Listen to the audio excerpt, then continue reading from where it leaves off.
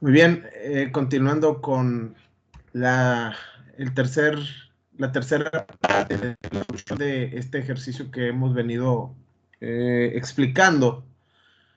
Eh, el siguiente punto que debemos de calcular o determinar es la selección del conductor por criterio de capacidad de conducción de corriente o lo que se le conoce como criterio de ampacidad de conductores. Para poder solucionar este punto 7, debemos de reconocer el sistema eléctrico que tenemos, que es un tablero, un circuito derivado, su protección de sobrecorriente y una carga eléctrica alimentar separada a una distancia en D metros.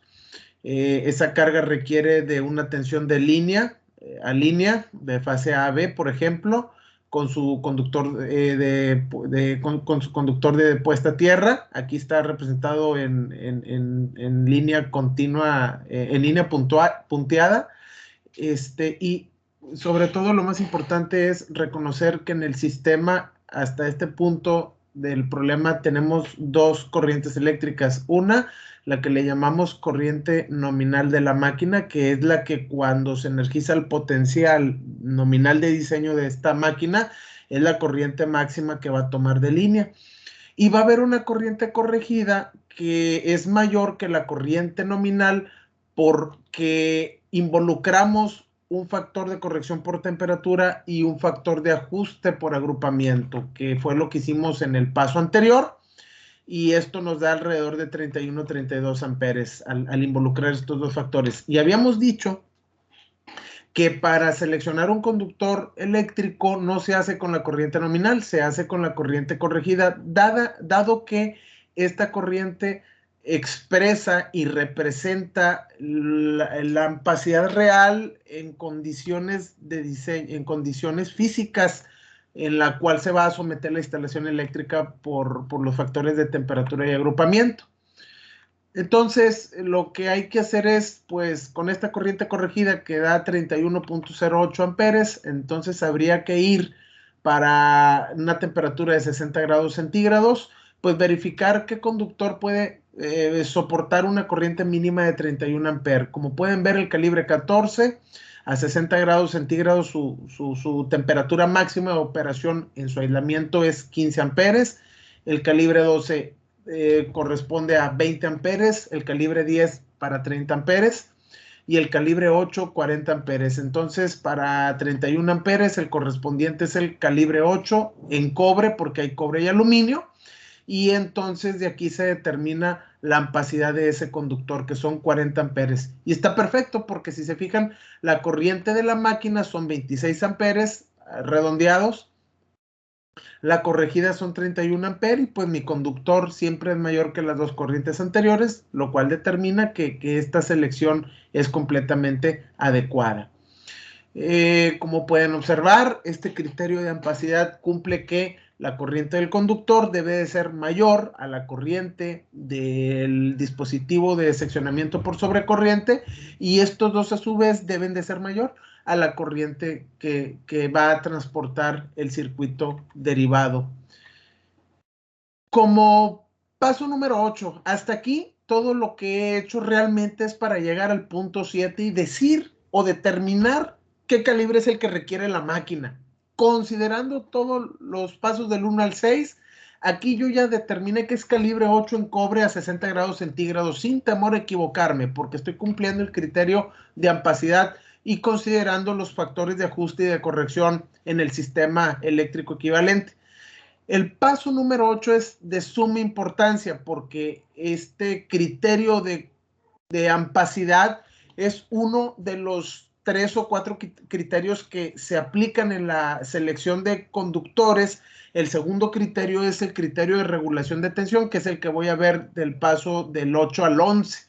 Este criterio indica que el calibre debe de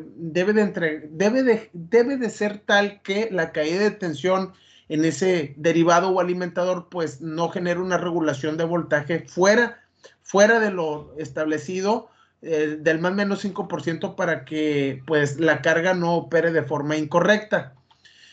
Recuerde que Los conductores de baja tensión, eléctricamente hablando, se modelan eléctricamente como una impedancia serie, un parámetro serie, que es una resistencia serie con una reactancia inductiva. Y recordemos en la clase de conductores eléctricos, en la plática que tuvimos hace unos días atrás, habíamos dicho que la resistencia a la corriente alterna de un conductor se debe a las imperfecciones propias del aluminio del cobre, al efecto proximidad, al efecto piel del conductor, y esos fenómenos pues van a proporcionar un ohmiaje por cada metro de conductor al circuito derivado. Y el efecto reactivo se debe básicamente pues a los efectos magnéticos que se producen al transportar una corriente alterna por estos conductores. Esa corriente alterna provoca una inductancia en el conductor, y esa inductancia a la frecuencia de 60 Hz provoca una reactancia. Al final del día, todos los conductores de baja tensión se pueden modelar con esta parametrización, y al final del día es una impedancia serie. La impedancia del conductor es la resistencia óhmica más la reactancia del conductor, y generalmente o casi siempre los fabricantes de conductores te proveen este parámetro, resistencia reactancia, en ohm por kilómetros al neutro, es decir, una impedancia monofásica. Con esta teoría básica en consideración, el algoritmo básico para estimar la impedancia serie de los conductores, y hablo de estimación, porque hay distintas formas de estimar la impedancia de los conductores, al menos yo conozco como 3. Yo les presento esta forma de estimar la impedancia serie, dado que esta ecuación es la que utilizan los fabricantes de los conductores de baja tensión, entonces pues es la misma a la cual yo me apego en el diseño eléctrico, y es válida, científicamente hablando, es válida, dado que esta ecuación representa una expresión fasorial de impedancia, voltaje y corriente al momento de calcular las caídas de tensión, entonces es completamente válida. Como paso número 1, el algoritmo dice que hay que entrar a la tabla con el material y el calibre del conductor al cual yo quiero conocer la impedancia de ese conductor. Entonces, para nuestro caso, el calibre es 8 en cobre a 60 grados centígrados. El segundo paso que debemos determinar es, oye, y ese alimentador, esa fase y ese neutro, o esas 3 fases, ¿por dónde las vas a canalizar? No, pues porque por un tubo de PVC, por un tubo de aluminio, por un tubo de acero. En nuestro ejercicio habíamos comentado que la canalización iba a ser iba a ser esta selección de PVC semipesado de tipo eléctrico, ¿no? Entonces, paso 1 y 2 ya los tengo completamente identificados. Paso 3, hay que determinar el valor de la resistencia y de la reactancia de ese conductor en esa canalización a este factor de potencia al cual va a operar el circuito, y con eso se estima perfectamente bien la impedancia. Les comparto la ecuación con la cual podemos hacer esa estimación de la impedancia monofásica de los conductores de baja tensión sin temor a tener graves errores o desviaciones con respecto a lo que científicamente se puede calcular exacto. Entonces, para que se pueda entender esta estimación de impedancia, yo les propongo aquí el ejercicio. Esta ecuación aquí la pongo de forma expandida. Entonces, pues el material es cobre, el calibre es calibre 8, el ducto es PVC y el factor de potencia del circuito es 0.98 según el dato de placa de la máquina que voy a alimentar en ese circuito derivado. Con estos datos logro entrar a esta ecuación y armarla. Sustituyendo, la resistencia vale 2.6 ohm por kilómetro al neutro, el factor de potencia viene de este dato que es 0.98, la reactancia por tablas de este conductor vale 0.171 igual ohm por kilómetro al neutro, y todo esto, este valor de reactancia inductiva lo tengo que multiplicar por el seno de lo que es el arco seno del factor de potencia o el ángulo del factor de potencia, ¿no? Que si yo le saco el coseno inverso al factor de potencia, me da un ángulo, el ángulo eléctrico, y ese yo le saco un seno, pues para poder finalmente determinar el valor en ohm por kilómetro neutro de ese conductor en esas condiciones. Entonces, ¿de dónde viene esta R y esta X? Pues como les comento, los fabricantes de conductores nos proveen para este calibre 8, canalizado en PVC, en cobre, nos dice que la reactancia vale 0.171, que es el valor que ingreso en esta variable. Y el fabricante nos dice que la resistencia a la corriente alterna para ese conductor, pues vale, cuando es canalizado en PVC, pues vale 2.6 ohm por kilómetro neutro, que es este valor que estoy ingresando en esta variable. El factor lo tengo, el factor de potencia lo conozco, entonces ya nada más es cuestión de desarrollar algebraicamente esta ecuación para poder determinar que este valor vale 2.6 ohm por kilómetro al neutro. Como podrán observar, las tablas de los fabricantes también me llegan a dar una impedancia ya calculada, es decir, esta ecuación ya el fabricante la desarrolla, pero para un único factor de potencia que es 0.9. Yo no puedo utilizar directamente o determinar que la impedancia de ese cable 8 sea 2.4 ohm porque mi factor de potencia no es 0.9, el factor de la máquina es 0.98. Entonces yo no puedo entrar a esta tabla y determinar que este es el valor de la impedancia. Se fijan que aquí me dio el valor 2.6 para 0.98 en atraso y el fabricante lo estima para 0.9 y le da 2.4. Son muy parecidos, pero no iguales. La estimación es distinta por tener factores de potencia diferentes. Si en esta ecuación yo cambio este 0.98 por 0.90, entonces aquí me daría exactamente 2.4 ohm por kilómetro al neutro. Entonces, si el factor de potencia es 0.9, pues entro directo a la tabla. Si el factor de potencia de la máquina no es 0.9, tengo que aplicar forzosamente la ecuación, sustituir variables y hacer el cálculo algebraico de esta impedancia eléctrica del conductor que seleccioné por ampacidad. Y si observan ustedes, hasta aquí yo lo que he logrado determinar pues son corrientes, calibres. Ahora voy a calcular la caída de tensión en ese circuito alimentador. Pero antes de hacer el cálculo, usted como ingeniero debe de tener claro el procedimiento de cálculo que estamos desarrollando. Es decir, tiene que entender que en el circuito derivado de baja tensión, usted va a tener la fuente, usted va a cablear el cable calibre 8, fase, y va a tener la carga conectada a 25 metros. Entonces, eso va a generar que cuando la corriente de carga se establezca por los conductores a través de la impedancia de los conductores, ¿qué dice Ohm? Existe corriente, existe tensión, entonces aquí va a haber una caída de voltaje en los cables. Esa caída de voltaje en los conductores va a provocar que en terminales de mi máquina no me lleguen satisfactoriamente los 120 volts directos. Por ejemplo, en este caso, por poner números redondos, si yo tengo 120 volts en la fuente y en los cables se cae un voltaje de 1 volt, si yo pongo el multímetro en terminales de la carga o el centro en la bornera de conexión de mi equipo a conectar, pues yo no voy a ver los 120 volts que mido aquí en el tablero. Voy a medir 120 volts menos 1 volt, pues aquí voy a medir 119 volts en terminales de la carga. Entonces, el criterio de diseño para la regulación de voltaje en terminales de la carga implica que hay un voltaje mínimo que el ingeniero calculista debe de procurar no violar.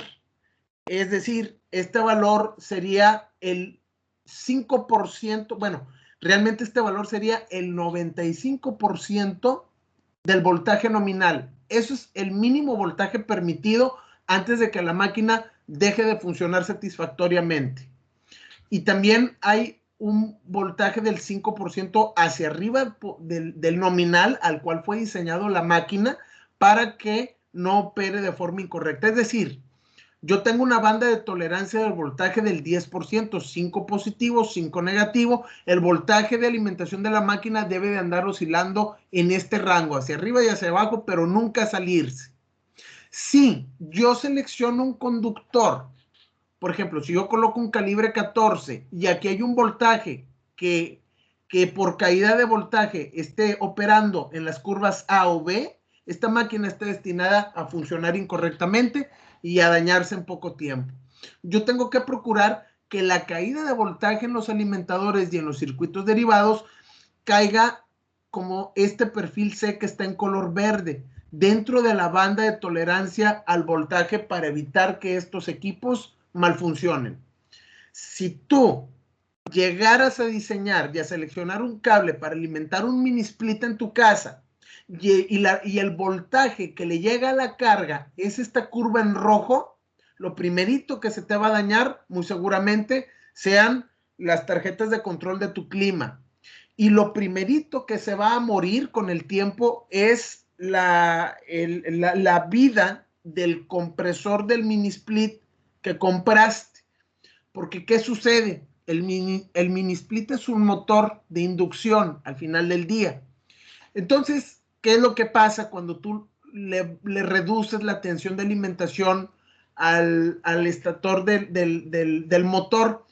Pues el motor intenta entregarte la misma potencia eléctrica en la flecha y lo que hace es, pues el motor dice, tú me bajas la corriente, pues para compensar, pues yo subo el amperaje de línea que requiero para poder funcionar correctamente. Entonces resulta que el mini split te dice que es de 12 amperes, pero como está operando con bajo voltaje, esos 12 amperes se van a 20 amperes y tú notas que el compresor está cada vez más caliente, más caliente, más caliente y en poco tiempo la carga baja. La conclusión es muy sencilla. El voltaje de recepción en el lado de la carga debe de estar meramente regulado, ¿ok? Para calcular la regulación de tensión y las caídas de voltaje en los cables, pues hay que aplicar las leyes de Kirchhoff, que es la ley de mallas. Si se fijan, elevaciones más caídas me da 0. ¿Cómo es esto? Voy a hacer aquí el ejercicio. Elevación, pues son estos 120 volts, menos caídas, menos 1 volt en el cable, menos 119 volts en la carga. Kirchhoff me dice que al aplicar las mallas, el balance de voltaje de malla, pues debo de llegar a un balance neto 0, que es lo que estamos viendo en este ejercicio. Entonces, con base a esa idea, pues yo como ingeniero estoy muy interesado en poder calcular la caída de tensión en estos conductores. Y para hacer eso es aplicar este par de ecuaciones. Cuando es un circuito monofásico, se aplica el doble producto, la impedancia del conductor, multiplicado por la corriente del circuito por la longitud del circuito. Y cuando es una alimentación trifásica, donde tú llevas fase A, B y C a la máquina, pues tienes que agregar el raíz de 3 por la impedancia del conductor, por la corriente del circuito, por la longitud del circuito eléctrico. Y esas son las variables que me ayudarían a calcular la caída de tensión en los conductores. Por eso la importancia en pasos anteriores de haber calculado la corriente, de haber calculado la impedancia, porque quiero llegar a calcular este parámetro eléctrico, porque si no lo hago, ya saben que esto es una moneda al aire, como puede funcionar bien, puede funcionar mal, y lo más seguro es que te funcione de forma incorrecta. Aplicando esta ecuación para calcular la caída de voltaje en el alimentador, pues entonces la impedancia del cable la calculamos como 2.6 ohms por kilómetro al neutro. La corriente del circuito son 25.48 amperes y la longitud de la máquina son 25 metros desde el centro de carga hasta donde está ubicada la termoformadora. Con estas tres variables yo puedo sustituir para el caso monofásico, fase 1, fase 2, el doble producto de la impedancia por la corriente por la longitud del circuito. Y eso me lleva a un cálculo de 3.29 volts en los conductores, ¿ok? Se va a caer una tensión o se va a atrapar una tensión o se va a desarrollar una tensión en los conductores cerca de 3 volts. ya calculado, numéricamente hablando, eso es lo que va a suceder cuando exista la corriente de carga en el circuito a 25 metros de longitud, con ese calibre, con esas características, ahí voy a perder 3 volts. Paso número 10. Entonces, ¿cuál es el voltaje que le llega a la carga si se caen 3 volts en el alimentador? Que es prácticamente lo que me pide. Bueno, entonces, pues identifico que ya con el cálculo analítico llego que, pues, con la impedancia y a la corriente de flujo de carga, pues aquí va a haber un voltaje de 3.29 volts. El centro de carga es de 220 volts, entonces, ¿cuánto vale el voltaje si pongo un multímetro en terminales de la carga? Pues tendría que aplicar las leyes de malla de Kirchhoff de voltaje y con esa ecuación puedo determinar que la diferencia sería de que aquí me está llegando un voltaje de 216 volts. El dato de placa de la máquina dice voltaje nominal 220 volts, pero en la realidad te van a llegar 216 volts. ¿Es mucho? ¿Es poco? ¿Es buena regulación? ¿Es mala regulación? ¿Qué conclusión puedo obtener de este cálculo? Bueno, entonces procedemos a calcular la regulación de tensión. La regulación de tensión se calcula como el voltaje en la fuente o en el centro de carga menos el voltaje que me llega a la carga entre el voltaje de la fuente.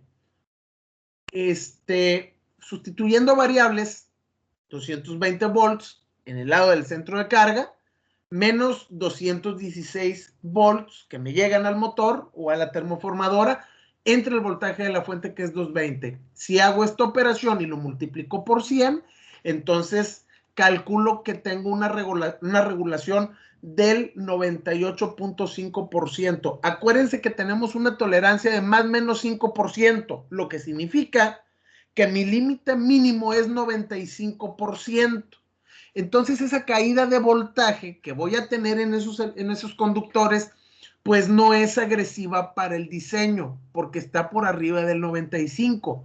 Lo ideal es que este valor se haga 100%, o sea, que el voltaje que tengo en el centro de carga se convierta el voltaje en terminales de mi motor, pero pues eso no va a suceder en la realidad. Siempre voy a tener una caída de voltaje que debo de cuidar, que debo de calcular y que debo de regular arriba del 95%. Entonces, en este ejercicio, esos 3 volts no implican problema para el diseño de este alimentador que estoy diseñando. Entonces, esta es la interpretación de resultados.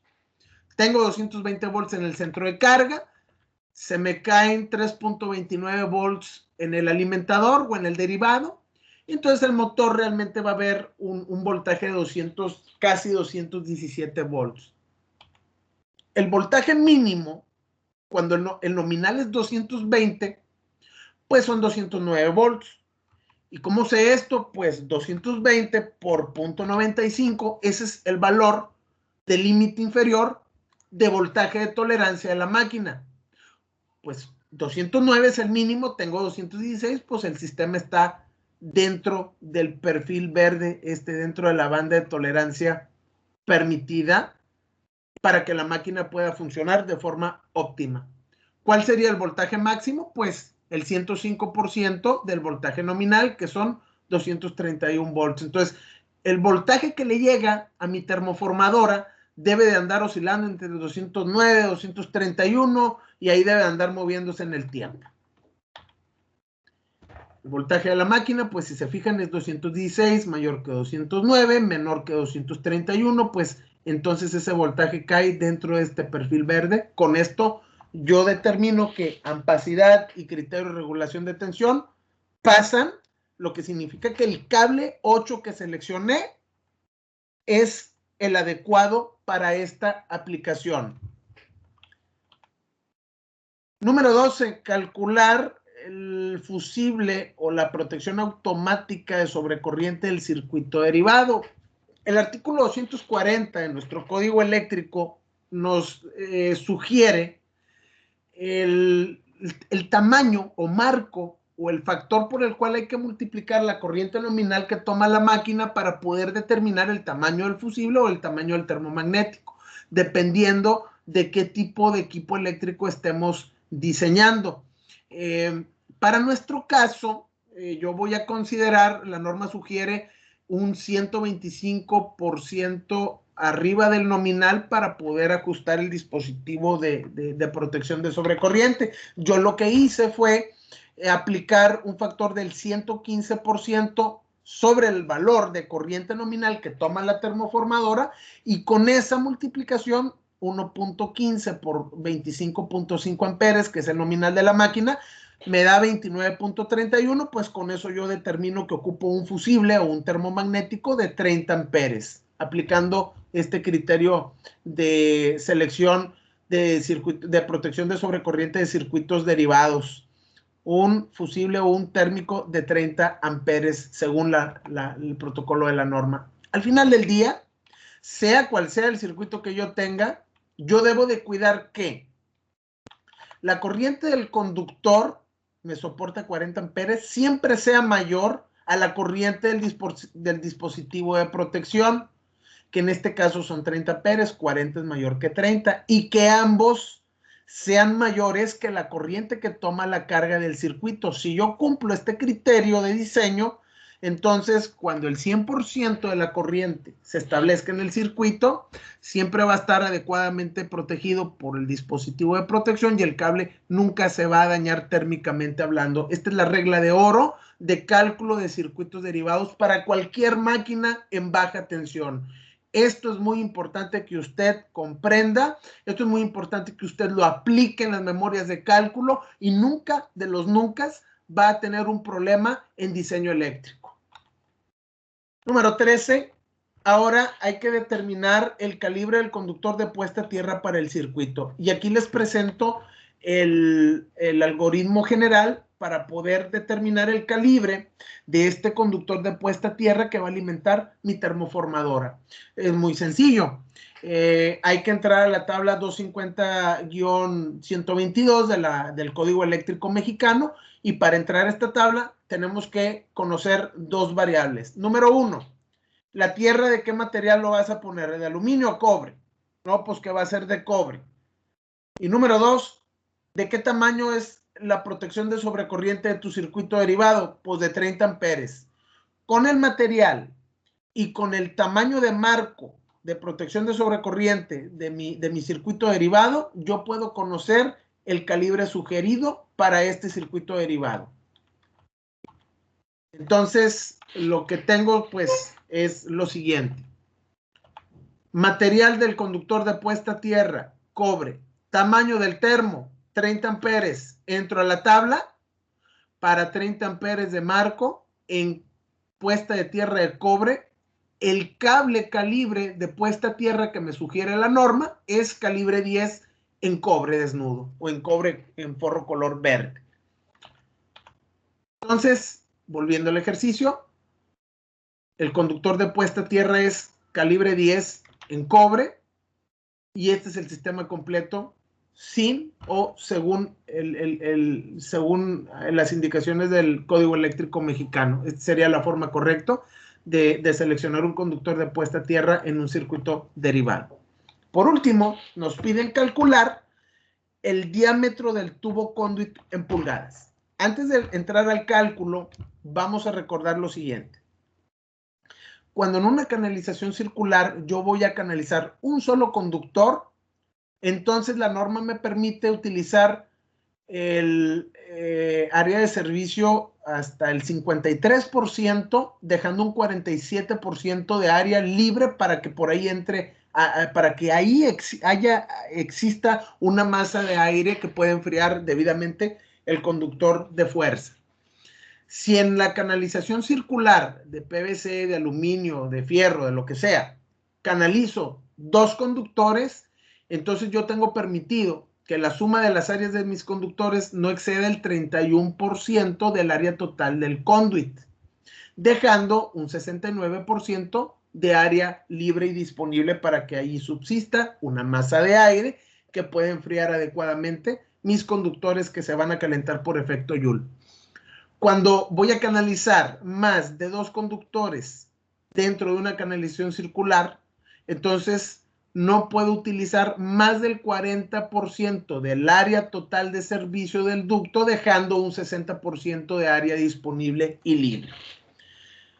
Pensando en esto, el ejercicio que yo tengo, que estamos desarrollando, voy a ocupar un cable de fase, otro cable de fase y un cable desnudo. Entonces caigo en el tercer caso, más de 2 conductores, es decir, que el diámetro del tubo conduit que yo vaya a seleccionar no vaya a ser tal que utilice más del 40% del área disponible de ese ducto. Entonces me llevo esta tercera regla. Ahora, ¿cómo se calcula el conduit?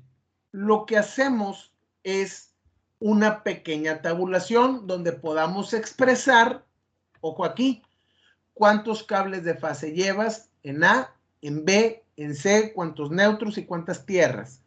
La cantidad, el diámetro de cada conductor, calculamos el área de cada conductor y sumamos el área total de todos los conductores. En este caso llevo la fase A calibre 8, la fase B calibre 8 y un conductor de puesta a tierra calibre 10 desnudos. Entonces ocupo 76 milímetros cuadrados. 76 milímetros cuadrados es el área de la suma de estos 3 cables. Entonces, 76 lo divido entre 0.4 para cumplir con este criterio y me da un total de 191 milímetros cuadrados. Para 191 milímetros cuadrados, pues entonces tendría que ver yo qué ducto es el adecuado, ¿no? Entonces, pues serían 0.6 pulgadas, entonces tendría que irme un ducto de 1 pulgada para poder cumplir con este criterio del 40%. Entonces es importante que ustedes conozcan los diámetros disponibles comercialmente hablando de las ducterías que nos venden para canalizar conductores de servicio. Y van desde el conductor, y van desde los diámetros de media, 3/4, 1 pulgada, 1 1/4, 1 y media, 2 pulgadas, 2 pulgadas y media, luego brinca el de 3 pulgadas y el más grande que venden, pues es el de 4 pulgadas y ya no hay más grandes que este valor. Entonces me quedo con ocupo un tubo de una pulgada de diámetro para este sistema que estoy canalizando. El resultado es el siguiente. Vea usted que acabamos de calcular con ingeniería para poder alimentar nuestra máquina termoformadora que hace anuncios panorámicos. Determino que el tubo conduit por donde yo voy a canalizar fase 1, fase 2 y la tierra es un tubo conduit de pared gruesa de 1 pulgada. Ahí está el cálculo que acabamos de hacer. Ocupo un interruptor termomagnético de 2 polos por 30 amperes. El calibre de puesta a tierra es calibre 10. Ocupo fases calibre 10 en cobre en THW-LS. Voy a tener una caída de voltaje de 3.29 volts en los conductores para 220 para un total de voltaje de recepción en el lado de la carga de 200.71 volts. Como cumplo la regulación de voltaje y cumplo el criterio de ampacidad, este cálculo que acabamos de desarrollar en 3 sesiones es completamente adecuado y cumple con la NOM 001C de 2012 de instalaciones eléctricas, utilización. Bueno, entramos a la sesión de preguntas y comentarios que puedan ustedes aportar también a este ejercicio. En este momento levantó la mano Mario Alberto. Adelante, Mario, escuchamos su comentario, su duda. Cambio. Dije, ahorita me quedó claro todo, nomás ahorita recordé un detalle que he visto cuando se instala la luz en un domicilio. Se pone una varilla de cobre en el suelo, obviamente, de un metro, pero mi pregunta surgió de ¿por qué siempre de 1 metro? Es que he visto que todas las varillas que ponen casi siempre es de 1 metro. ¿Podría ser de 50 centímetros de la mitad o es como que un estándar?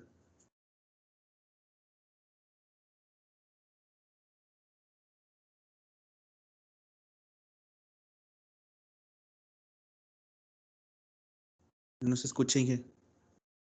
Ay, gracias, discúlpenme, tenía aquí en silencio el micrófono. Bueno, mira, generalmente para residencias, esas varillas Cooperwell que venden, comercialmente hablando, en el Home Depot o en cualquier ferretería, son varillas ya con dimensiones estándar, generalmente de 15 y 16 milímetros de diámetro por 1 metro de largo, ¿no? Y hay otras que son de 3 metros de largo.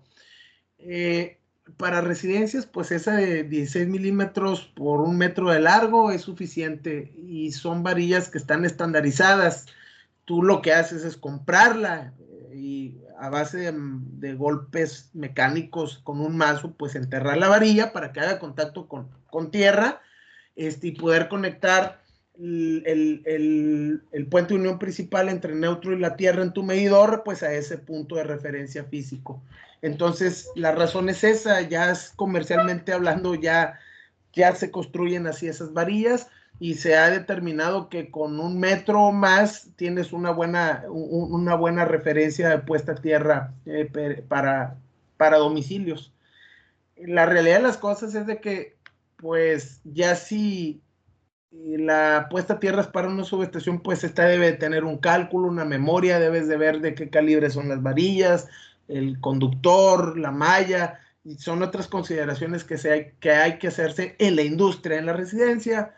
De hecho, la misma norma de CFE para poderte interconectar con las redes de baja tensión, ellos mismos te piden esa varilla. En sus especificaciones de construcción de la cometida, te dicen el diámetro de la mufa, el calibre que debes de utilizar para la cometida, el diámetro, el largo de la varilla, o sea, ya incluso viene por normatividad. La mufa la construyes con base a las especificaciones de construcción de acometidas de baja tensión para que te pueda dar la energía CFE. Si tú no cumples con esa especificación, CFE llega y te dice, ¿sabes qué? No cumpliste con mi especificación de construcción de acometidas, no te puedo conectar a mis redes de distribución general. Entonces, pues, es por esas dos razones. Mario, cambio. Ok, perfecto, Inge. Sí, es más una duda que surgió. Se lo agradezco. Ok, de acuerdo. ¿Alguna otra duda o comentario que tengan al respecto? ¿Cambio?